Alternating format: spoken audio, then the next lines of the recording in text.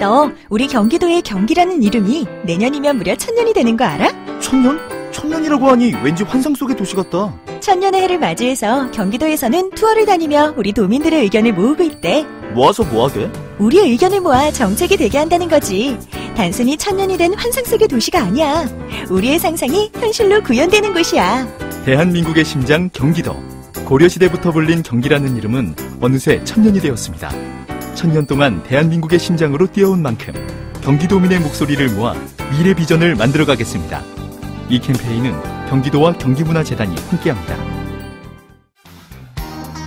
외신에 보도된 우리 모습 살펴보는 밖에서 본 한국 코너입니다. 국제문제평론가 인문결 연구소의 임상훈 소장 어서 오십시오. 네, 안녕하십니까? 어떤 소식부터 들어볼까요? 암호화폐의 끝은 좋지 않을 것이라고 거의 확신할 수 있다. 물론 제가 이런 말을 할 수 있는 위치는 못 되고요. 제 말이 아니라 워렌 버핏의 말입니다. 네, 워렌 버핏 투자의 귀재. 그렇죠. 예. 이 워렌 버핏의 이 말을 제가 옹호하고자 한 말은 아니고요. 그렇다고 반박하려는 것도 아니고, 그러니까 최근 국내에서 벌어지고 있는 가상화폐를 둘러싼 활발한 논쟁이 이 외신들이 여기에도 관심을 보이기 시작을 했습니다. 예. 지난주 11일자 영국의 가디언 신문이 한국의 가상화폐 열풍과 관련해서 보도한 기사가 있는데요. 거기서 이제 이 워렌 버핏의 이 말을 기사의 말미에 인용을 했기 때문에 저도 서두에 한번 이 말을 언급해 봤는데요. 예. 가디언은 이 기사에서 전 세계 어느 정부가 됐던 암호화폐 거래를 통해서 탈세 가능성이 있다면은 절대 손 놓고 앉아 있지는 않을 것이다. 이렇게 전했습니다. 하긴 우리나라가 지금 다른 어느 나라보다도 떠들썩하다고 그러지 않습니까? 그렇죠. 그러니까 외신들도 우리나라의 가상화폐 논란을 아예 보도하는군요. 네. 그러니까 전체적으로 외신들이 우리나라 가상화폐 관련 논쟁을 보도하는 걸 보면서 드는 생각은요. 앞으로 벌어질 일을 한국에서 먼저 본다는 느낌? 그렇겠죠. 네. 그래서 한국에서 투자자, 정부, 국민들 간의 다양한 반응들을 좀 예의주시하는 것 같다. 이런 느낌을 받는데요. 예. 조금 전 소개해드렸던 그 영국의 가디언의 경우도 한국에서 벌어지고 있는 가상화폐 열병에 대해서 양면적인 현상이 있다. 이런 보도를 하고 있는 것 같습니다. 예. 그러니까 일단 한국 정부가 제재의 수위를 높인다는 거는 암호화폐에 진짜 투자해볼 만한 가치가 있는 것을 반증하기도 한다. 이렇게 얘기를 했고요. 정부가 제재를 하려 한다면 이거 뭐가 있기는 있구나 이렇게 생각할 수 있다 이런 말이죠. 그렇죠. 예. 그러니까 한마디로 이제 역행 논리로 생각해볼 수 있다는 거고요. 그러니까 어디까지는 역행 논리라는 거고 이걸 또 안전 논리로 하자면은 이 신문에 따르면은 다른 투자 상품을 알아보는 게 좋다. 이렇게 되는 거죠. 네. 그러니까는 비트코인의 진정한 신봉자들이라면은 지금 사서 좀 롤러코스터를 타다가 회복될 때까지 기다려 볼 수 있겠지만은 꼭 한국 정부가 아니라 이런 상황에서 손 놓고 있는 정부는 없을 것이다. 모든 정부는 통화 시스템을 온전하게 보호하고자 하고 암호화폐가 문제가 된다면 행동에 나서게 된다. 이렇게 얘기를 한 거죠. 예. 그러니까 지금 온통 투기판이 되고 있다. 이건 좀 문제다라고 하는 건 다 동의하는 거 아닙니까? 네네. 하지만 이걸 제재하면 결국 기술 발전을 억압하는 것이다. 이런 주장도 또 있잖아요. 그렇죠. 근데 가상화폐를 두고 벌어지고 있는 논쟁 중에서 뭔가 논리적인 혼동이 있는 것 아닌가 하는 생각이 좀 드는데요.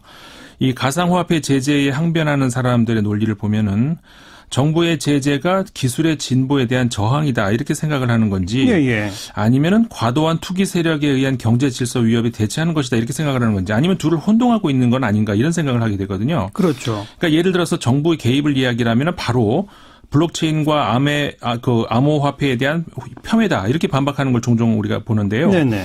이 당사자들이 그런 주장을 한다면 이해를 하겠는데 식자층에서까지 왜 정부의 개입과 제재를 기술에 대한 저항이라고 그야말로 폄훼를 하는 건지 좀 이해하기가 어려운 측면이 있다는 겁니다. 예. 그러니까 좀 전에 이 관점에서 말씀을 드리자면은 그 가디언 신문 있었지 않습니까? 거긴 뭐라고 썼어요?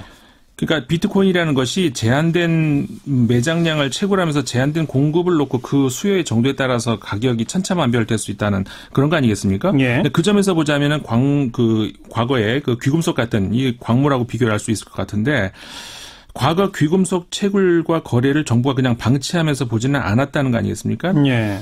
그러니까 뭔가 사회적 규모의 현상이 될 때는 그게 기술의 진화가 있다 하더라도 동시에 그 과열 투기도 함께 진화하는 것이기 때문에 예. 어떤 형태로든 정부가 관여할 수밖에 없다는 거죠. 가디언은 이제 한국 사례를 들으면서 예. 바로 이 점을 지적을 한 겁니다. 과열 투기에 대해서는 정부 관여가 필요하다 그 말인 거죠. 그렇죠. 예. 그러니까 외신들이 계속 지적하고 있는 게 뭐냐면은 근데 가장 중요한 부분이 바로 이 과열이라는 그 대목이거든요. 그렇죠. 그러니까 우리나라에서 현재 이루어지고 있는 가상화폐 그 거래 금액이 미국보다 더 높다고 하고, 그러니까 전 세계에서 가장 높은 가격에 이루어지고 있다고 하거든요. 이른바 김치 프리미엄 이런 말이 붙는다는 거 아닙니까? 네네, 그렇죠. 예. 그러니까 30% 이상의 그 프리미엄까지 지불해가면서 거래가 이루어지고 있다는 건데, 이 한 국가의 경제 수준을 감안을 했을 때 감당할 수 있는 수준을 넘어선다면은, 그래서 언젠가는 이게 토양 자체를 오염시킬 가능성이 있다면은 뭐 무정부 상태가 아닌 이상 정부가 그걸 가만히 불구경하듯이 보고 있을 수만은 없다는 거죠. 예. 그러니까 프랑스의 르피가로 신문이 12일자 보도한 내용을 보면은요.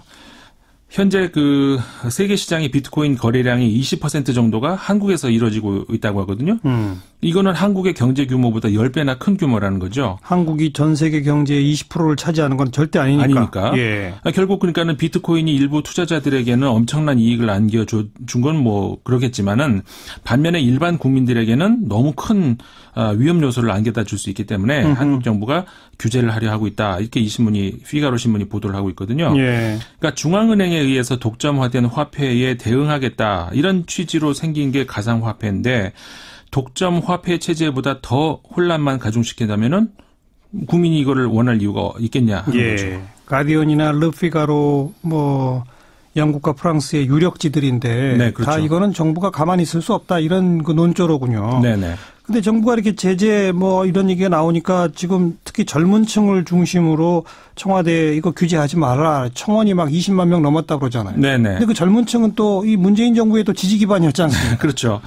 근데 그 일본의 니케이 신문이 이것과 관련해서 이제 보도를 했는데요.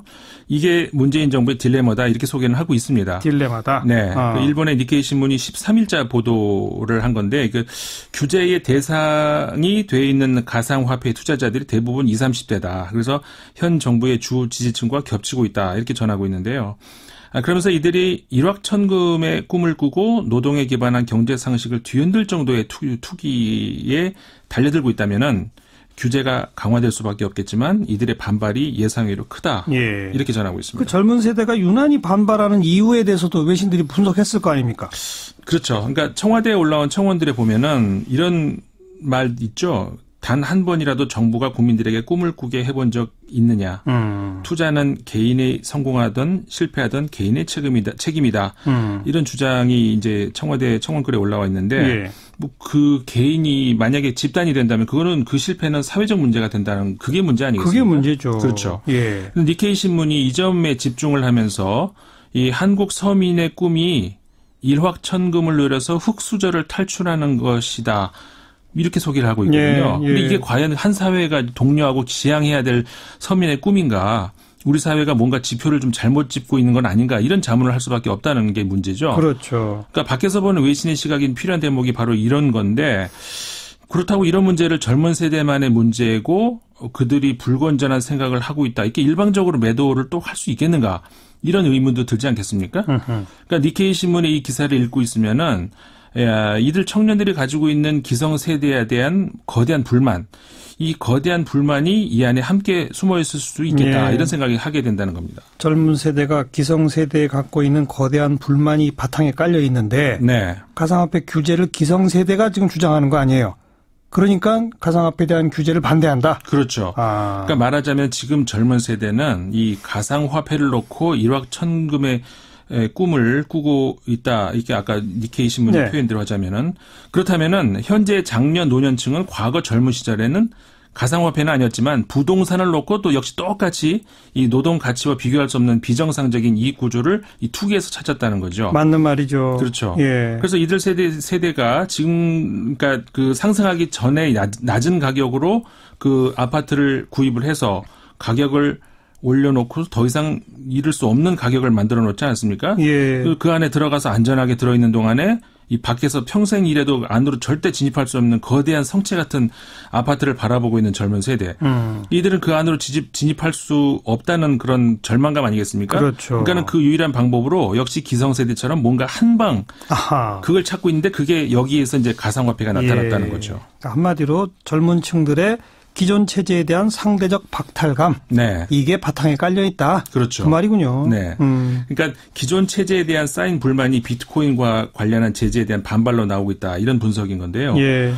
뭐 사실 지금도 여전히 서울 일부 지역 아파트 값이 연일 상승하다는 이런 보도가 나오지 않습니까? 그렇죠. 그런 걸 보면서 동시에 비트코인 시장 규제 이야기가 같이 나오면은 이 젊은 세대들이 어떻게 그걸 받아들이겠냐 이 문제인 거죠. 그러니까 오르는 아파트 가격이 만드는 그림자만큼 우리 사회의 그 어두운 그늘 더 짙어질 수밖에 없지 않겠습니까? 네. 그러니까는 이런 젊은 세대의 일부가 이 가상화폐로 뭐 달려들면서 일확천금의 꿈을 꾸고 있는 거. 이 어떤 죄 없는 자가 이들에게 돌을 덜칠 것인가 하는 문제라는 거죠. 하지만 또 뭔가 브레이크를 걸을 때는 걸어야 되는 거 아니겠습니까? 그렇죠. 그래서 이제 정부는 브레이크를 걸겠다고 나서는 건데 그런데 이렇게 상대적 박탈과 갖고 있는 젊은 층들이 또 이 정권의 주 지지 세력이다. 네. 그래서 딜레마다. 그렇죠. 아하. 그래서 이 니케이 신문도 바로 이게 현 정부의 딜레마다 이렇게 보고 있는 건데 하지만 확실한 건요. 우리 사회가 또 한 번 돌뿌리에 걸려서 크게 한번 넘어지는 위기를 당하지 않으려면은 사실 모든 세대가 자각하지 않으면 안 되는 게 있는데 이 니케이 신문에 따르면요. 한국의 가상화폐 거래소가 보안이 여전히 아주 취약하다고 합니다. 얼마 전에 그 거래소가 해킹당하기도 했지 않습니까? 그렇죠. 파산하고요. 바로 그겁니다. 그러니까 예. 북한이라든가 뭐 꼭 그게 아니더라도 어떤 다른 주체에 의해서 해킹의 위험에 너무 순진하게 우리가 노출돼 있다는 거죠. 그래요. 사실 상상하기 싫지만 만약에 어떤 그 이유에서든 간에 이 가상화폐 대란이라도 만약에 일어나게 된다면 그 피해는 누가 감당을 해야 된다는 거죠. 그러니까 국민 모두에게 돌아갈 피해가 되는 건데 그렇다면 현 단계에서 정부는 손을 놓고 있어야 되겠는가 이건 거죠. 그러니까 더 이상 정부의 관여를 미룰 수 없는 상황까지 왔다고 할 수가 있는 건데 이 규제 강화라는 인기 없는 정책이 선거를 앞둔 정권 입장에서는 유보적일 수밖에 없다면은 결국 국민이 관심을 가지고 지켜봐야 된다 이런 거죠. 예. 사실 그 촛불 이후에 국민 주권 이야기 많이 하지 않습니까? 그렇죠. 근데 책임에 대한 주권도 이 기회에 같이 생각을 해봐야 되는 거 아닌가 생각을 하는 거죠. 재밌네요. 아무튼 영국, 프랑스, 일본 이런 유력 신문들이 한국의 이 암호화폐 논란을 중점 보도하고 있다. 네. 이 자체도 참 특별한 현상입니다. 네, 그렇습니다. 자, 또 다음 얘기는요.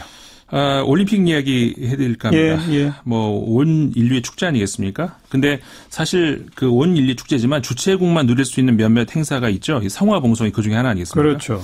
지금 뭐 릴레이가 계속되고 있습니다만 외신들도 관련 보도도 하면서 이번 올림픽의 최대 화두 키워드 이거는 평화다. 이렇게 생각하는 데는 이견이 없는 것 같습니다. 네. 말하자면은 한반도 평화에 대한 전 세계의 관심과 지지가 구체적으로 수렴되고 있는 곳이 바로 이 평창 동계올림픽이다. 이렇게 할 수가 있을 것 같은데 지난해 미사일 그다음에 미국과 북한 간의 거친 언사들을 보면서 사실 굉장히 전 세계인들이 가슴을 졸였거든요. 근데 이제 북한의 올림픽 참가 결정 그다음에 일부 종목의 경우에 남북 단일팀 구성 논의 뭐 이런 걸 지켜보면서 이제 한반도 안전하다 좀 확신을 하는 분위기입니다. 네. 독일의 그 빌트지라는 신문이 그 12일자 보도에서요. 북한 선수단의 참가 소식에 독일의 스타 선수들도 안도감을 표현하고 있다 이렇게 전하면서 만약에 북한이 지금까지 밝혀온 대로 이제 500명 규모의 대표단을 파견을 한다면은 이거는 안전에 대한 담보다 이렇게 독일 선수들이 생각을 하고 있다는 겁니다. 그러니까 외국 선수들 가운데는 혹시라도 모르니까 혹시 한국에 갔다가 무슨 일 벌어지는 거 아니야라고 하는 두려움이 있었군요. 그렇죠. 근데 북한 선수단의 참가가 안심시켜주고 있다? 네, 그렇습니다. 네. 그래서, 이 신문이 빌트지가요, 그 선수들끼리 하는 농담도 전하고 있던데, 바이애슬론이라는 종목, 그러니까 스키 타고 가다가 이제 야외에서 사격하는 종목 있지 않습니까? 그렇죠. 예. 근데 이 종목은 이게 사격장이 아니라 넓은 펼쳐진 공간에서 총을 사용하다 보니까 이런 농담을 하는 모양인데, 북한 선수들이 자기 선수를 쏠 리는 없으니까 우리도 총에 맞을 일은 없다. 이렇게 독일 선수들이 농담을 한다는 겁니다. 예. 그리고 또 같은 종목의 세계 챔피언 출신인데요. 그 베네딕트 돌이라고 하는 선수가 인터뷰를 했는데 이렇게 말을 했습니다. 특히 이번 올림픽에서 이제 기쁘게 생각하는 거는 이번 대회가 남북한을 결속시켜주고 앞으로 양측 간의 대화의 기반을 마련해 줄지 모른다. 이런 사실이다. 이렇게 말을 했다고 하는 겁니다. 네. 그럼 이제 불안 요소가 완전히 사라졌다는 겁니까? 일단 그 북한발 불안 요소는 사라진 게 맞는데 이게 그 북쪽의 불장난 걱정은 제거됐지만 미국의 불장난이 걱정된다. 이런 반응이 독일에서 나왔거든요. 미국의 불장난? 네. 예. 이게 그 독일의 프랑크푸르터 룬트샤우라고 하는 일간지인데요. 유력지입니다. 여기도. 그 12일자 보도에서 알폰소 페어만 독일 올림픽 체육연맹 회장 인터뷰를 치렀는데 예. 어쨌든 간에 이번 올림픽에서는 트럼프 대통령의 불장난은 보지 않을 수도 있겠다. 이렇게 얘기를 했다는 그런 우려는 아직 남아있다. 알겠습니다. 네, 인문결 연구소 임상훈 소장 수고하셨어요. 네, 감사합니다.